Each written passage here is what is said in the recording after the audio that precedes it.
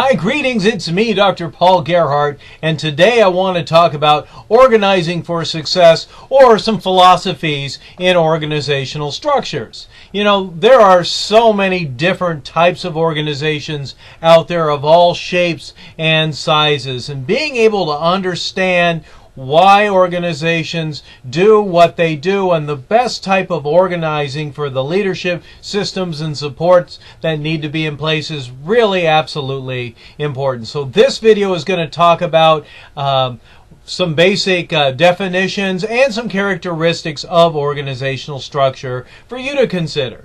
So we're going to be able to distinguish among four different dimensions of organizations' vertical structures. We're going to talk about four basic forms of horizontal and other types of structures within the organization. We're going to talk about some mechanisms used to coordinate work, and we're going to discuss how organizations can improve their agility through strategy, commitment to customers, and the use of technology. So let's get right into it. So the basic thing that we need to really consider is something called organizational charts, and it really is all about understanding the reporting structure.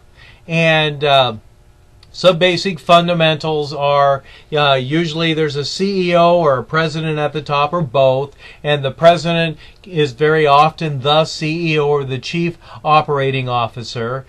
Generally speaking, the president reports to a CEO, and then there are either vice presidents or directors underneath the president. And so very often when we look at organizational charts, we can see the way that people report to each other to provide different sources of information and resources as a whole. And it really is important to understand what the organization that you work for, what that reporting structure looks like, and be able to understand who reports to who and who we get each of the different resources for.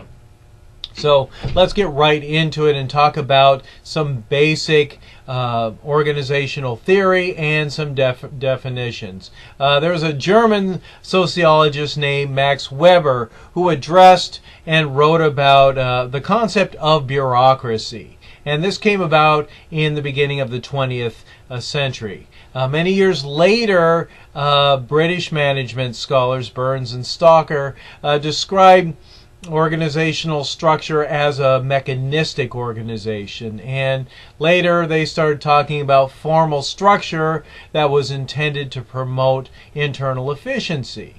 And so when we talk about modern day organizations, many of them become more organic to allow more flexibility. So what I've just talked about was a mechanistic organization, and this is a form of organization that seeks to maximize internal efficiency. And then organic structure, and this is an organizational form that emphasizes more flexibility.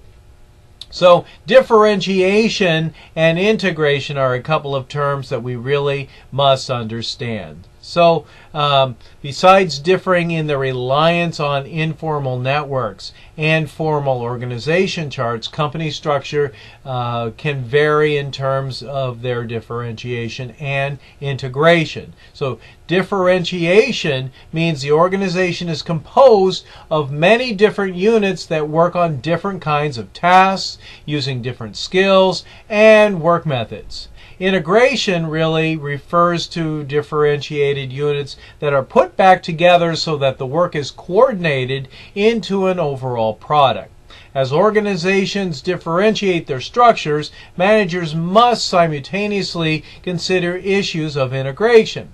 The specialized tasks of an organization cannot be performed completely independently. They require some degree of communication and cooperation. So integration in its related concept, coordination refer to procedures that link the various parts of the organization to achieve the organization's overall mission.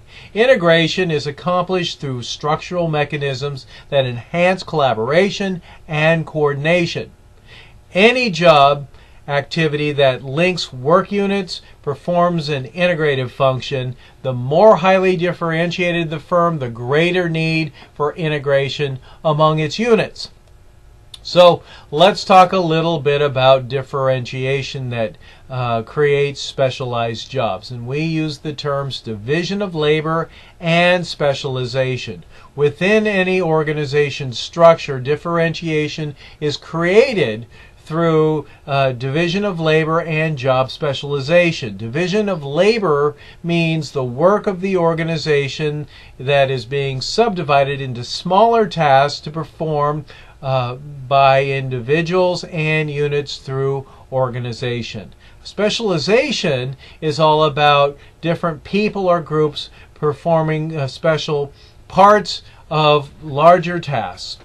The two concepts are closely related, of course, and administrative assistants, accountants, specialize and perform different jobs. Similarly, marketing, finance, human resources, these kinds of tasks are divided among respective departments. So specialization and division of labor are necessary because of the many tasks that must be carried out in an organization, and the overall work of the organization really would be too complex for just one individual. So division of labor refers to the assignment of different tasks to different people or groups, and then the term specialization is about a process in which different individuals and units perform different tasks. Let's talk about integration that coordinates employees' efforts. So we use the term coordination, and that's simply a procedure that links the various parts of an organization for the purpose of achieving an organization's overall mission.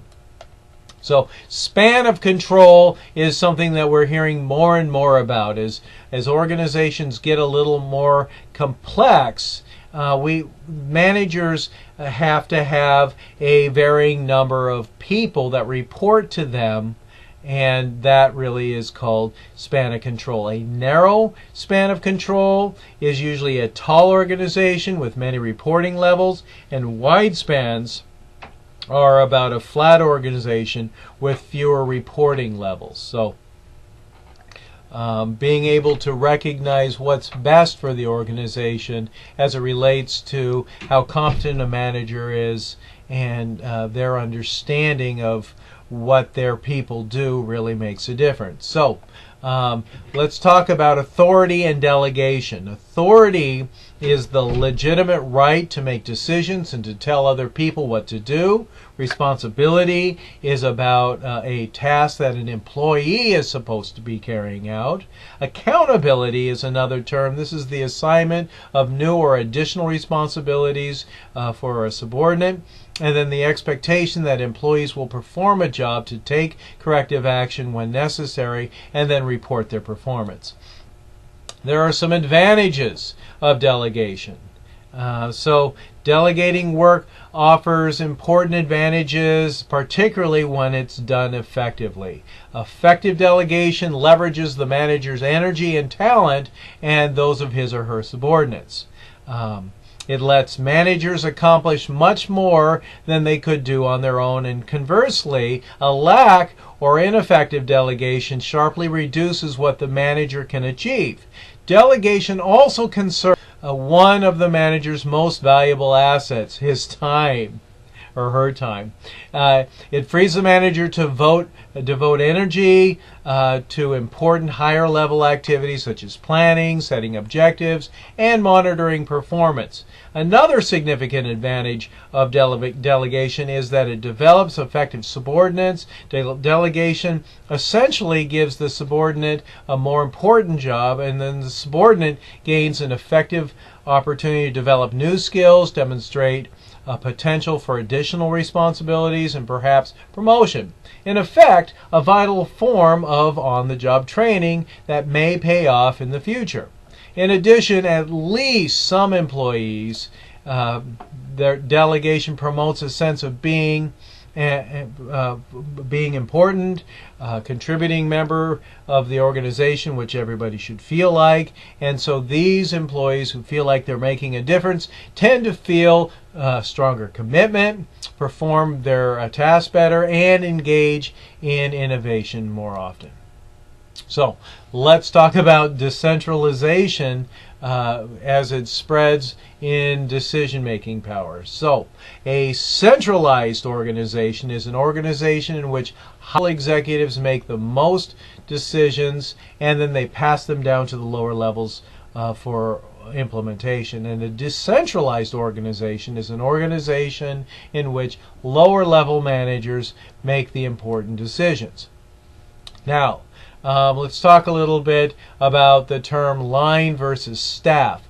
Line departments are units that deal directly with the organization's primary goods and services, and then staff departments are units that support the line departments.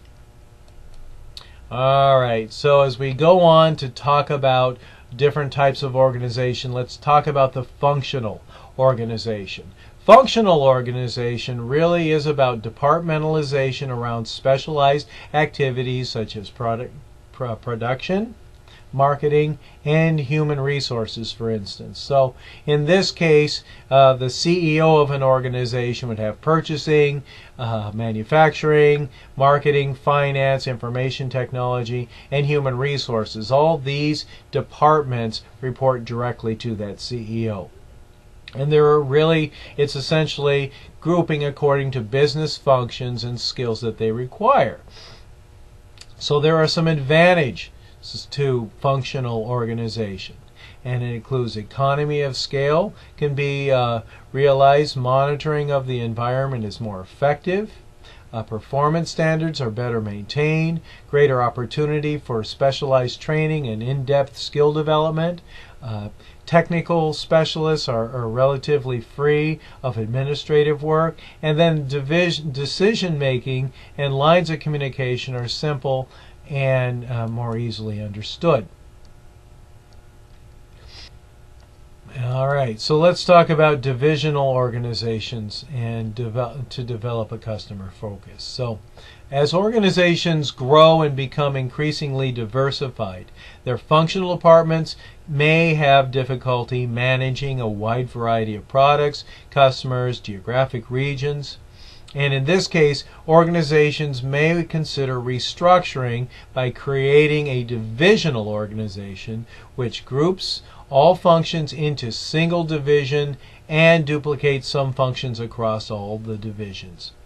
In the division organizational chart, each division has its own operations, marketing, and financial departments in many cases, and separate divisions in order to make sure that there are different business structures or profit centers that work autonomously to accomplish organizational goals throughout the entire enterprise. So some examples of some tasks that would be organized under a functional and divisional structure include these advantages.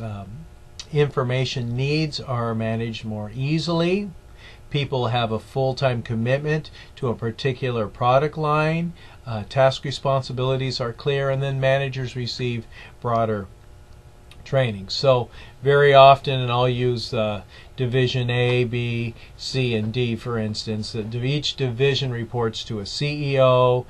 Maybe it's a division that has, let's take a grocery industry. So maybe a grocery company has a Seattle division, a Portland division, a Sacramento division, and a Denver division, for instance. In each of those divisions, that CEO has a president of each of those divisions, and within those divisions there are vice presidents that report to that president of that division. So in Division A, maybe that's the Seattle division that I was talking about, they have an operations manager, a marketing manager, and a finance manager. And so, of course, each of those operations, each of those have different departments. So in an operations manager, maybe there's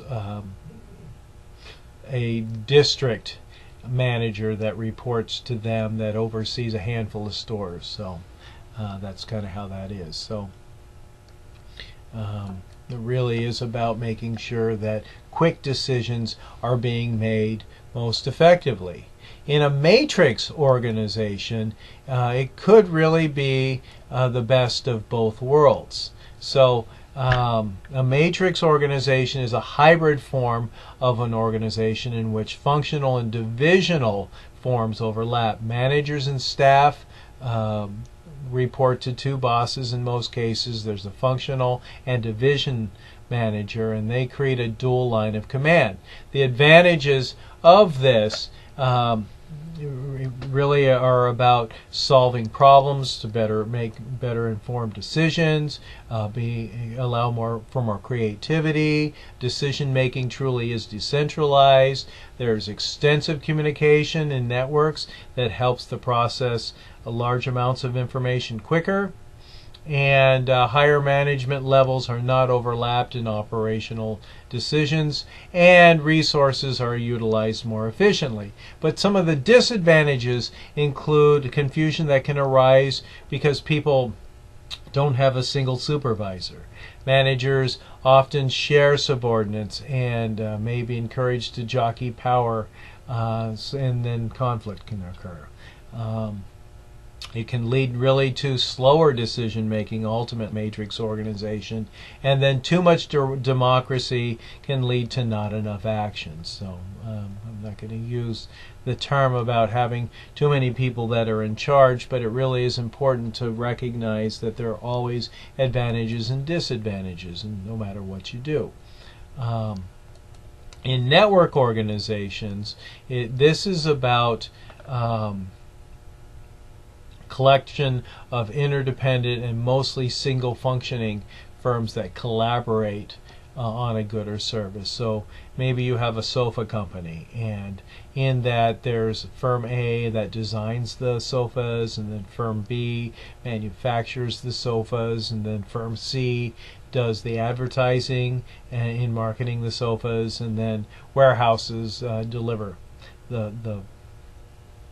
those sofas. So networking organizations can be a little more flexible among designers, suppliers, producers, distributors, and customers, and it allows for people to do what they do best in their organization. So just another way of looking at it.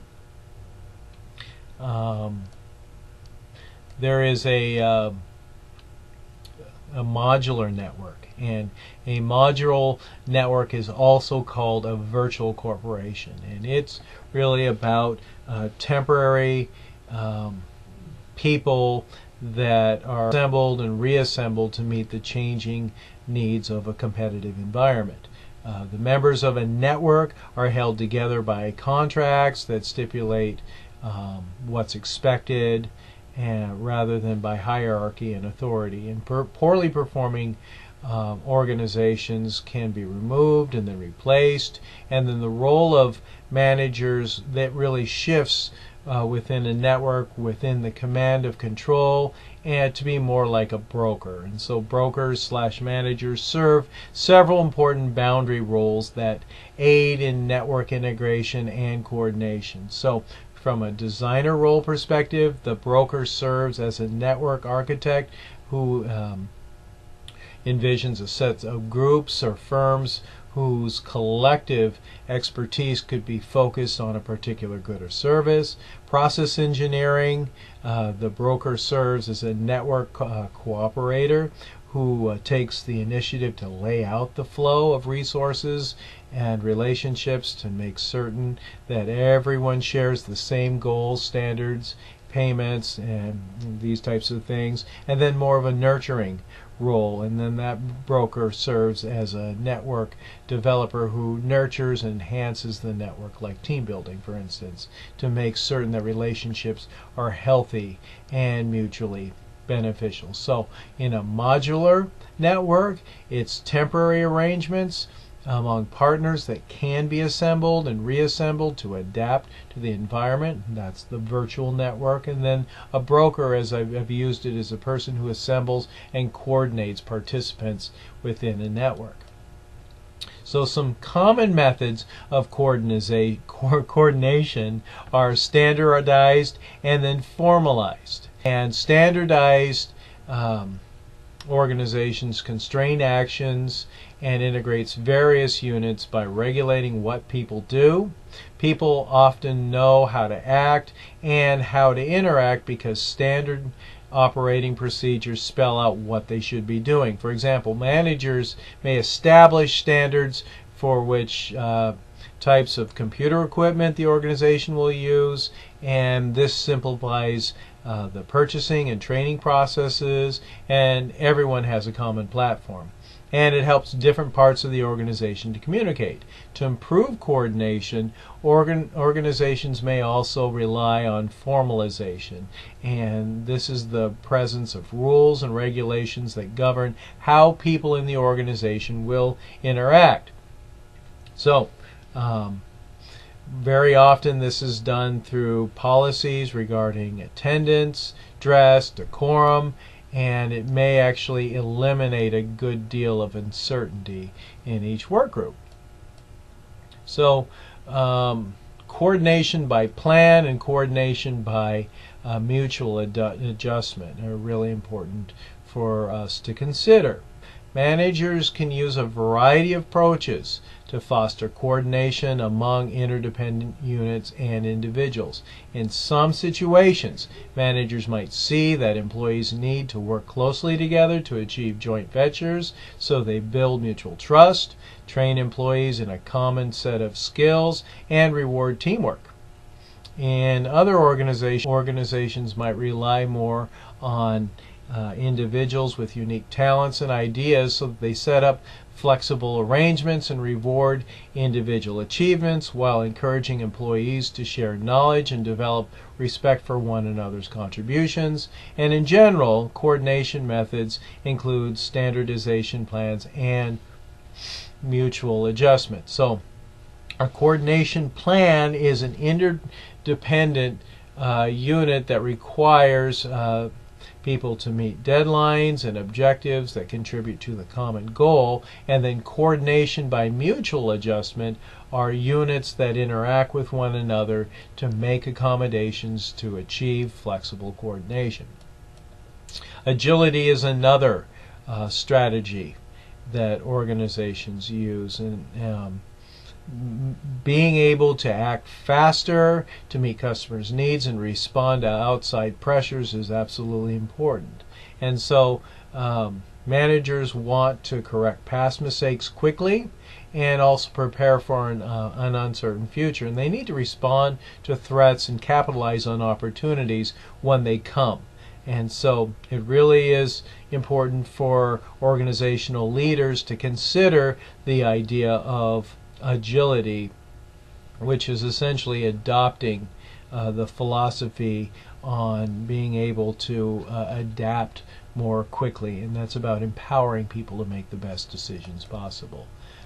Strategic alliance is another philosophy that managers must consider, and it really is about formal relationships that are created with the purpose of joint pursuit of mutual goals. In a strategic alliance, individual organizations share administrative authority, different social links, and they accept joint ownership. These types of alliances really do blur a firm's boundaries, and they occur between companies and their competitors, governments, and universities. Such partnering really crosses national and cultural boundaries, and companies form strategic alliances to develop new technologies, enter new markets, reduce manufacturing costs through outsourcing, and it can enable companies to move ahead faster and more efficiently, and sometimes they're the only practical way to bring together the variety of specialists needed for operating in today's complex and fast-changing environments. So rather than hiring experts who understand the technology and market segments for each new product, companies can form alliances with partners that already have those experts on board. All right, so let's talk about a learning organization and a high involvement organization. So being responsive really requires continual changing and learning. And it really is important to remember that companies that can learn faster and adapt faster generally can hold on to their market share. And so this is about being able to create, acquire, transfer knowledge, and then modify necessary behaviors to reflect that new knowledge and insights. Another increasingly popular way to create a competitive advantage is something called participative management. And especially in high technology companies that face stiff international competition, the goal really is to generate high levels of commitment and involvement of employees and managers to work together to achieve organizational goals. In a high involvement organization, top management ensures that there is consensus about the direction in which the business is heading. The leader seeks input from his or her top management team and from lower levels of the organization, and then task forces, study groups, and other techniques foster participation in decisions that affect the entire organization. Participants receive continual feedback regarding how they're doing compared with the competition and how effectively they're meeting a strategic agenda. Total quality management is a term that we hear all the time, and essentially this is an integrative approach to management that supports the attaining of customer satisfaction through a wide variety of tools, techniques that result in high quality goods and services. So continuous improvement requires mechanisms that facilitate group problem solving, information sharing, cooperation across functional boundaries, and then walls that separate stages and functions of work tend to come down, and the organization operates in a more team-oriented manner. So in a nutshell, total quality management is about speed, and of course it is about focus on quality. So there really are three basic technologies that characterize how work is done in as well as manufacturing. So there's something called small batch, continuous process, large batch, and then mass communicate customization. So small batch really refers to technologies that produce goods and services in low volume. Continuous process are processes that are highly automated and have continuous production flow. Large batch are technologies that produce goods and services in high volume. And then mass customization is the term that we use to talk about the production of various individual customized products at low cost of standardization and mass-produced products. So organizing really is about flexibility and speed. We talk about lean manufacturing, and this is an operation that strives to achieve the highest possible productivity, total quality, and doing it cost effectively by eliminating unnecessary steps in the production process and continually striving for improvement. And then the philosophy of just-in-time, or JIT. And this is a system that calls for sub-assemblies and components to be manufactured in small lots and to be delivered in the next stage of the process in which they're needed. So the challenge really is to understand who makes the decision. At what level of management, top, middle, or the first level supervisor really should be considered. where is it best for the organization to make decisions, determining the size of dividends to be paid to shareholders, deciding whether to approve an employee's request for vacation time, selecting an insurance company and providing dental insurance to employees, and selecting a location for new manufacturing facilities.